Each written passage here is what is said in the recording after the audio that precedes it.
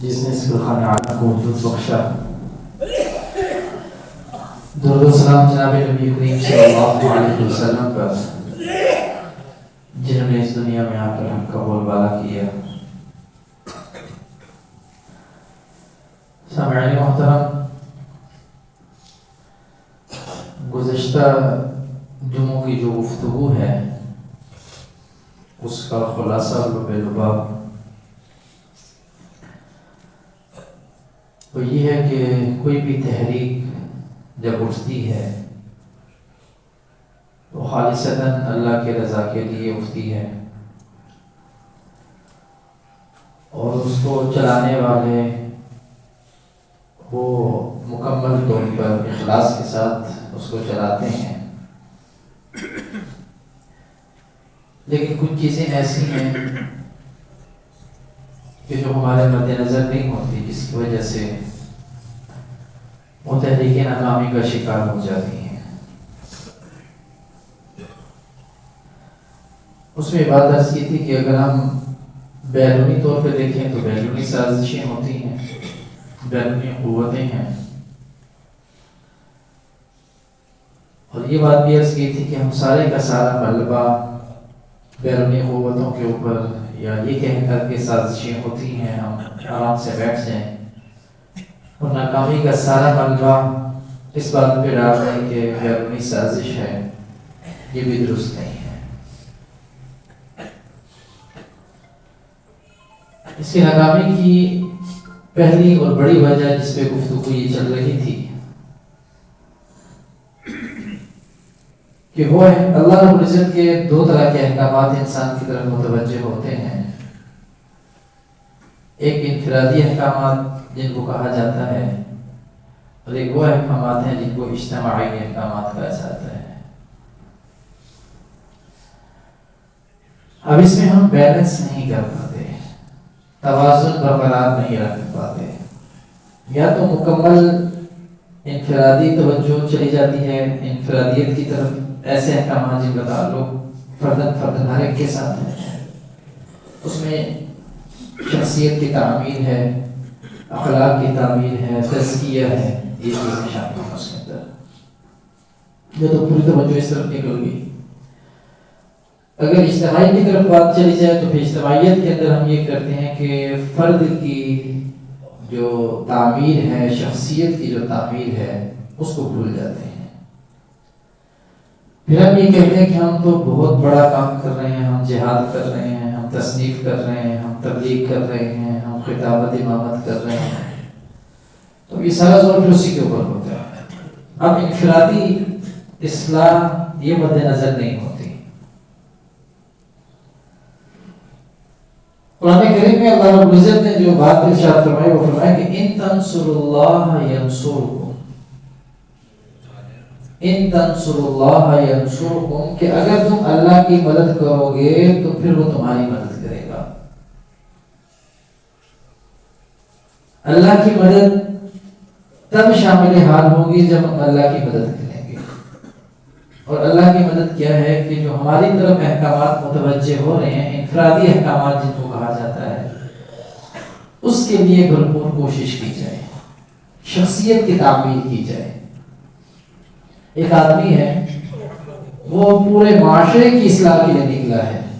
وہ کہتے ہیں کہ ہم پورے معاشرے کی اصلاح چاہتے ہیں، لیکن بات یہ ہے کہ پورے معاشرے کی اصلاح کے اندر گم ہو کر وہ انفرادی طور پر اپنی اصلاح کو بھول جاتا ہے. ایسا آدمی جس کا اپنا تزکیہ نہیں ہوا، ایسا آدمی جس کی اپنی اصلاح نہیں ہوئی، ایسا آدمی جو خود قرآن و سنت کا پابند نہیں ہے، وہ یہ کیسے دعویٰ کر سکتا ہے کہ میں پورے معاشرے کی اصلاح کے لیے نکل رہا ہوں؟ تو نہیں ہو سکتا. اور اگر وہ محنت کر رہے، کوشش کر رہے، جدوجہد کر رہے، تو لازمی بات یہ ہے کہ ناکامی اس کا مقدر ہوگی، کیونکہ پہلی شرط یہ ہے کہ ان تنصروا اللہ، ان تنصروا اللہ، یہ پہلی شرط ہے.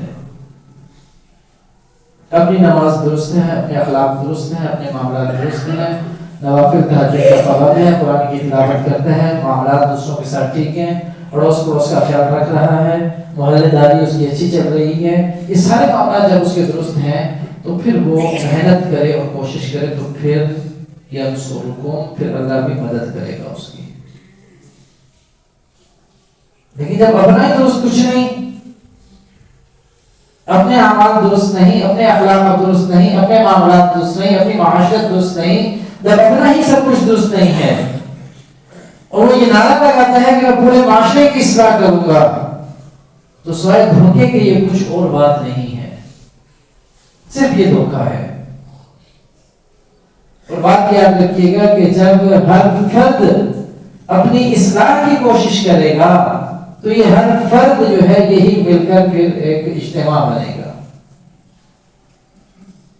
فرد مل کے پھر اجتماع بنتا ہے نا، اجتماعیت کی طرف انسان خود بخود جائے گا جب افراد کی اصلاح ہوگی۔ افراد کی اصلاح نہیں ہوگی، اجتماعیت کی اصلاح بہت مشکل ہے۔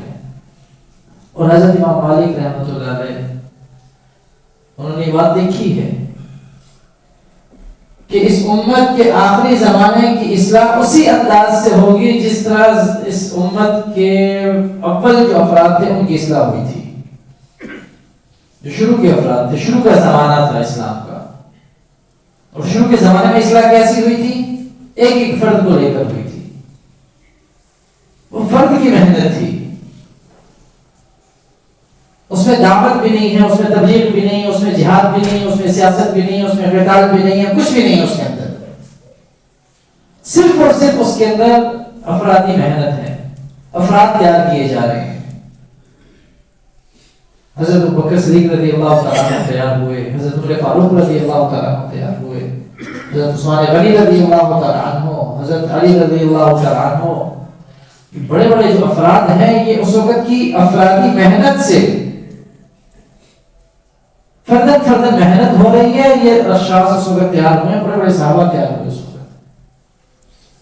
اور یہی سارے افراد مل کر پھر ایک اجتماعی صورت اختیار کرتے ہیں۔ تو پہلی چیز یہ ہے کہ ہر فرد اپنی اصلاح کی کوشش کرے، ہر فرد اپنی اصلاح کی کوشش کرے کہ میری اصلاح ہو جائے کس طریقے سے، میرے اعمال درست ہیں، میرے اخلاق درست ہیں، میری معاشرت درست ہے۔ اگر میرا سب کچھ درست ہے تو میں آگے اپنے ساتھ پھر ایک اور کو ملاؤں، پھر ایک اور کو ملاؤں، پھر ایک اور کو ملاؤں۔ تو اجتماعی فکر کو چھوڑ دیں۔ اچھا، اجتماعی فکر کو کیا بالکل ہی چھوڑ دیں؟ یہ جب آیت نازل ہوئی یا ایھا الذین آمنوا علیکم انفسکم لا یضرکم من ضل اذا اهتدیتم،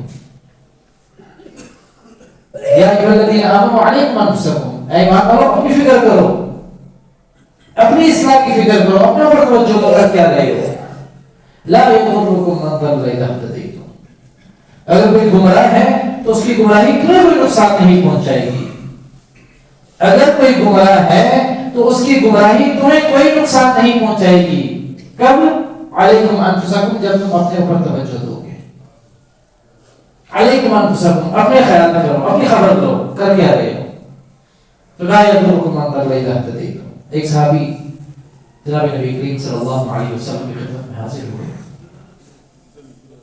اے اللہ کے نبی، کیا خیال ہے کہ امر بالمعروف اور نہی عن المنکر کا جو حکم ہے وہ ختم پھر تو؟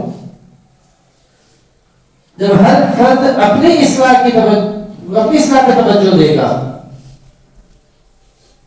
اور آپ فرما رہے ہیں کہ قرآن کی آیت آئی ہے لا یضرکم من ضل اذا اهتدیتم، کہ جو ہدایت پر ہے گمراہوں کی گمراہی اسے نقصان نہیں پہنچائے گی، تو پھر کیا امر بالمعروف اور نہی عن المنکر کا ختم معاملہ؟ اب یہ کیسے ممکن ہوگا کہ امر بالمعروف اور نہی عن المنکر ہو کہ لوگوں کو نیکی کی طرف بلایا جائے اور لوگوں کو برائی سے روکا جائے؟ یہ کیسے ہوگا؟ پھر ہر بندہ تو اپنی فکر کرے گا۔ تو آپ علیہ السلام نے فرمایا نہیں، ایسا تو نہیں ہے۔ اس سے یہ بات تو ثابت نہیں ہوتی کہ انسان اپنی فکر جو ہے وہ تو کرے اور دوسروں کی فکر کو چھوڑ دے، امر بالمعروف اور نہی عن المنکر کا شعبہ ختم ہو گیا، دعوت و تبلیغ ختم، ایسا تو نہیں ہے۔ پھر آپ علیہ السلام نے اس سے آگے ایک حدیث پڑھی، حدیث بیان کی، اور حدیث میں 4 باتوں کا ذکر کیا کہ اس وقت ہر شخص اپنی اصلاح کی فکر کرے گا.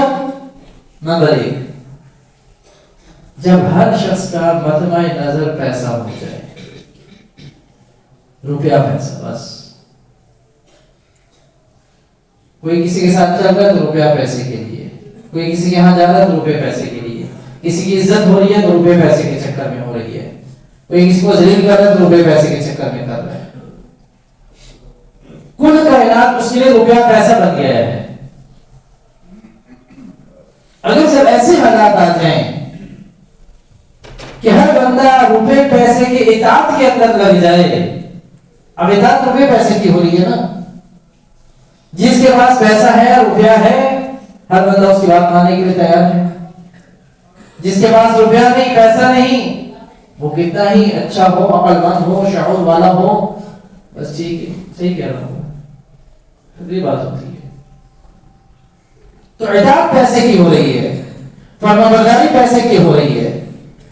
تو فرمایا کہ پہلی چیز یہ فرمائی کہ جب یہ دیکھ لو کہ روپیہ پیسہ ہی کل کائنات انسان کی بن گئی ہے، تو بس پھر اپنی فکر کرو. دوسری بات کہ ہر انسان دنیا کو مقدم رکھے، تو پھر اپنی فکر کرو. ہر انسان نے دنیا کو مقدم رکھا ہوا ہے. میرا ماحول معاشرہ یہ کہہ رہا ہے، ٹھیک ہے جی، میرا خاندان یہ کہہ رہا ہے، ہماری روایات یہ کہہ رہی ہیں. اب دنیا مقدم ہو گئی ہے. اللہ نے تو حکم دیا تھا کہ آتی اللہ و آتی الرسول، اللہ کی اطاعت کرو، اللہ کے رسول کی اطاعت کرو، اور پھر اس کے بعد ختم. اور پھر آپ علیہ السلام نے فرمایا کہ میں تمہیں اس بات کا حکم کرتا ہوں کہ خلفائے راشدین کی اطاعت کرو. صحابہ کرام رضوان اللہ تعالی علیہم اجمعین یہ اطاعت کے قابل ہیں. اس سے بھی بات تو آپ نے نہیں فرمائی. اور ہم یہ بات یاد رکھیے گا، صحابہ کی اطاعت بھی اس لیے ہو رہی ہے کہ ایکسٹینڈ اس کو جناب نبی کریم صلی اللہ علیہ وسلم نے کیا. اگر آپ علیہ السلام اس بات کا حکم نہ فرماتے تو صحابہ کی اطاعت بھی نہیں تھی. صحابہ معیار حق ہیں، قابل اطاعت ہیں، اس وجہ سے کہ جناب نبی کریم صلی اللہ علیہ وسلم نے خود فرمایا کہ صحابہ کی اطاعت کرو. یہ ہدایت والے ہیں، یہ روشن چراغ ہیں، یہ سیدھے راستے پہ ہیں، ان کے راستے پہ چل کر کامیابی ملے گی. تو اس لیے ہے جو شخص دنیا کو مقدم رکھے، اور جب ماحول معاشرہ ایسا بن جائے کہ دنیا کو ہر شخص مقدم رکھ رہا ہے، تو پھر اپنی فکر کرو، پھر چھوڑ دو سب کو. پہلی چیز روپیہ پیسہ مقدم، دوسری چیز دنیا کو مقدم کرنے، اور تیسری چیز جب ہر شخص اپنے آپ کو عقل کل سمجھ بیٹھے. میں نے جو رائے قائم کی ہے یہ رائے سب سے اچھی ہے، جو میں سوچ رہا ہوں یہ سب سے بہتر سوچ رہا ہوں، میرے مقابلے میں کسی کی رائے کی کوئی اہمیت ہی نہیں ہے، میں کسی دوسرے کی بات کو سننے کے لیے تیار ہی نہیں ہوں. جب ایسا زمانہ آ جائے تو پھر اپنی فکر کرو. ذری بات کو آپ کی بات نہیں سننی، وہ پہلے سے ذہن بنا کے بیٹھا ہوا ہے کہ جو میں سوچ رہا ہوں وہ سب سے اچھا ہے، اور جو میں سوچتا ہوں وہ بہت اچھا سوچتا ہوں، میں تو غلطی کر ہی نہیں سکتا. تو جب ایسا زمانہ آ جائے تو پھر چھوڑ دو دوسروں کی فکر، پھر اپنی فکر کرو. پھر علیکم انفسکم تب ہے، ایسے نہیں ہے. جب ہر شخص اپنے آپ کو اپنے کل سمجھ بیٹھے. اور چوتھی چیز یہ فرمائی کہ جب انسان اپنے خواہشات کی پیروی کرنے لگے. اسلام کیا کہہ رہا ہے، دین کیا کہہ رہا ہے، اللہ کا کیا حکم ہے، جناب نبی کریم صلی اللہ علیہ وسلم کا کیا طریقہ ہے، صحابہ نے کیا کر کے دکھایا، ختم. میں کیا سوچتا ہوں، میرا دل کیا چاہتا ہے. جب انسان اپنے نفس کا غلام بن جائے تو پھر اس وقت، اور یہ بہت بری غلامی ہے، نفس کی غلامی سب سے بڑی غلامی ہے. کبھی نفس کو کہا کہ ہم کوئی غلام ہیں جو کہو گے مان لیں گے؟ نفس کے خلاف کبھی ایسی بات کی؟ تم کہہ رہے کہ آرام کر لو، ٹھنڈ ہے، فجر کی نماز مسجد میں جا کے کیسے پڑھیں گے؟ ہم کوئی غلام ہیں تمہاری بات مان لیں گے؟ جو تم کہو گے وہ کریں گے. ہم وہ کریں گے جو اللہ نے کہا ہے، ہم وہ کریں گے جو جناب نبی کریم صلی اللہ علیہ وسلم نے کہا ہے. کبھی نفس کے خلاف کی تو بولیں. 2.5 صفحے 2 صفحے نماز کے لیے فجر کی نماز میں اور جمعے کی نماز میں جوتوں کی جگہ پہ بھی اور باہر بھی اور قبلہ تبدیل ہو رہا ہے تب بھی امام سے آگے جا رہے ہیں تب بھی نماز پڑھنی ہے. عجیب و غریب حالت ہماری بن گئی ہے. میں قسم اٹھا کے کہہ سکتا ہوں، ممبر پہ بیٹھا ہوں، اللہ نے 5 نمازیں فرض کی ہیں. یہ قسم اٹھا کے کہہ رہا ہوں، حلفاً کہہ سکتا ہوں، ممبر پہ بیٹھا ہوں، اللہ نے 5 نمازیں فرض کی ہیں. پوری احادیث کی کتب میں، پورے قرآن میں، صحابہ کی زندگی میں، جناب نبی کریم صلی اللہ علیہ وسلم کی زندگی میں سے کوئی ایک ایسی بات ضعیف روایت نکال کے دکھا دیں کہ اللہ نے جمعہ فرض کیے ہو. اللہ نے جمعہ فرض کیا بس کوئی ہے ایسی؟ مولانا آپ کی نظر سے گزری ہو، مفتی صاحب آپ کی نظر سے گزری ہو کوئی ایسی بات کہ اللہ نے جمعہ فرض کیا ہے اور کوئی چیز فرض نہیں کی؟ آپ کی نظر سے بھی نہیں گزری، میری نظر سے بھی نہیں گزری. آپ میں سے کسی کی نظر سے گزری ہو تو بتائیں. تو پھر فجر کی نماز پڑھ ہی سکیں. سارے موقع نہیں ہے یہاں کے، کوئی باہر سے تو نہیں آیا. یہی رہتے نا سارے ہم لوگ. یا کوئی یہ کہے کہ ہم تو باہر سے آتے ہیں صرف جمعہ پڑھیں گے، چلو باہر سے بھی آتے ہیں 100 بندہ آتا ہوگا نا، ایک منزل کر کے وہ باہر سے آتی ہوگی زیادہ سے زیادہ، تو باقی تو سب یہی کے ہیں. پھر وہ کہاں ہوتے ہیں فجر میں، پھر وہ کہاں ہوتے ہیں عشاء میں، پھر وہ کہاں ہوتے ہیں باقی نمازوں میں؟ یہ سب نفس کے غلام ہیں. اگر میں نہیں پڑھا میں نفس کا غلام ہوں، میں قرآن کی تلاوت نہیں کر رہا میں نفس کا غلام ہوں. یہ تو نفس کی غلامی میں پڑے ہوئے ہیں اور باقی لوگوں کی غلامی سے جو ہے وہ نعرے لگاتے ہیں کہ ہم بھی غلام ہیں. اپنی غلامی سے تو نکلنا ہے ہی. تو چوتھی بات یہ ارشاد فرمائی کہ جب ہر بندہ اپنے نفس کا غلام ہو جائے، نفس کی پیروی کرنے لگے، تو پھر اپنی فکر کرو. علیکم السلام. تو اگر آگے بڑھنا چاہتے ہیں، ہم یہ تحریک چلانا چاہتے ہیں، تو پہلی چیز یہ ہے کہ ان تنصر اللہ. اجتماعیت کی اصلاح تبھی ہوگی جب ان تنصر اللہ ہوگا. تہجد میں اٹھ کے اللہ سے مانگنا ہو، فرض کے اوپر لانا مشکل ہو گیا. تہجد کہاں سے پڑھیں گے؟ میرے لیے فرض پڑھنا مشکل ہے. میں بائک پہ جا رہا ہوں، اذان کی آواز آ گئی، میں کہتا ہوں نہیں میں اگلی مسجد میں پڑھ لوں گا، 5 منٹ میرے اور بچ جائیں گے، تکبیر اللہ چھوٹ گئی. اچھا میں یہاں پہنچی ہوں، میں تھوڑا سا اور آگے چلا جاؤں گا، منزل کے قریب پہنچ جاؤں گا، چلو اپنی پڑھ لوں گا، جماعت تو قضا ویسے ہی ہو گئی. آپ منزل کے بالکل قریب پہنچ گئے، اچھا اس بندے سے مل کے پھر پڑھ لیتے ہیں، جماعت تو ویسے ہی چلے گی، اب میری نماز ہی قضا ہو گئی. اب میری نماز نہیں ہوگی. میرے اپنے ایمان کی تو یہ حالت ہے کہ میں فرض پہ خود کو نہیں لا پا رہا اور میں اجتماعیت کی اصلاح کرنے کے لیے نکلا ہوں. تو معاشرے میں اجتماعیت کی اصلاح تو میں نہیں کر پاؤں گا، میں تو بگاڑ کا باعث بنوں گا. لہذا فرد کی اصلاح سب سے پہلی شرط ہے. جب فرد کی اصلاح ہوگی تو اجتماعیت کی اصلاح خود بخود ہوتی چلی جائے گی.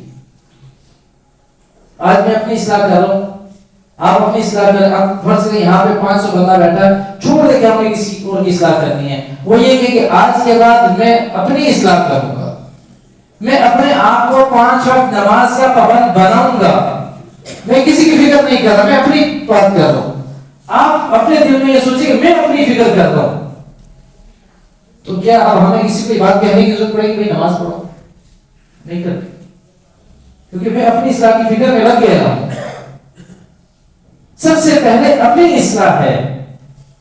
اور یہاں پہ ہم مار کھاتے ہیں جب اپنی اصلاح نہیں کر پاتے اور اجتماعیت کی اصلاح کے لیے نکل جاتے ہیں. تو کسی بھی تحریک کی ناکامی کا پہلا سبب وہ یہی ہے، کیونکہ اب میں سیاست میں ہوں اور میں سیاست میں بہت زیادہ محنت اور کوشش کر رہا ہوں. اب تہجد بھی چھوڑ دی میں نے، نوافل بھی چھوڑ دیے میں نے، کیونکہ میں تو بہت بڑے میدان میں کام کر رہا ہوں. میں لوگوں کی اصلاح کے دعوت و تبلیغ میں لگا ہوں، اور میں 2.5 گھنٹے مسجد کو دیتا ہوں، اور میں ماہانہ سے روزہ بھی لگا رہا ہوں، سالانہ چکرا بھی لگا رہا ہوں. میں تو بہت محنت کر رہا ہوں. لہٰذا اندرونی گشت، بیرونی گشت، تعلیم سب کچھ چل رہا ہے. لہٰذا تہجد کی تو مجھے ضرورت ہی نہیں ہے. میں تو معاملات میں بہت آگے نکلا ہوں، بڑی محنت کر رہا ہوں. ٹھیک ہے، یہ انفرادی محنت ختم ہو گئی. میں جہاد کے میدان میں نکلا ہوں، لہذا میرے لیے تو صرف فرضی ووٹ ہے، کیونکہ میں تو بہت بڑے راستے میں نکلا ہوں، جہاد کر رہا ہوں اللہ کے راستے میں. اللہ کا اللہ کے لیے ہی تو کر رہا ہوں سب کچھ. میرا تو اٹھنا بیٹھنا چلنا پھرنا سونا جاگنا کھانا پینا سب کچھ اللہ کے لیے ہے، کیونکہ میں اللہ کے راستے میں نکلا ہوں. اور پھر بات پھر وہی آ جاتی ہے جو پچھلے چکے عرصے تھی، جو غیر مسلم یہ بات کہا کرتے تھے صحابہ کے بارے میں کہ عجیب لوگ ہیں یہ، کہ دن کو بہترین شاہ سوار ہیں اور راتوں کو بہترین راہب ہیں. کہ راتوں میں ان کا اللہ کے ساتھ تعلق، اللہ کے سامنے رونا، اللہ سے مانگنا، اللہ کے سامنے گڑ گڑانا، اللہ سے آہوزاری کرنا، اللہ سے گپ شپ لگانا، یہ ایک عجیب منظر ہوتا ہے. اور دن کو جب یہ گھوڑے پہ سوار ہوتے ہیں تو پھر عجیب منظر ہوتا ہے.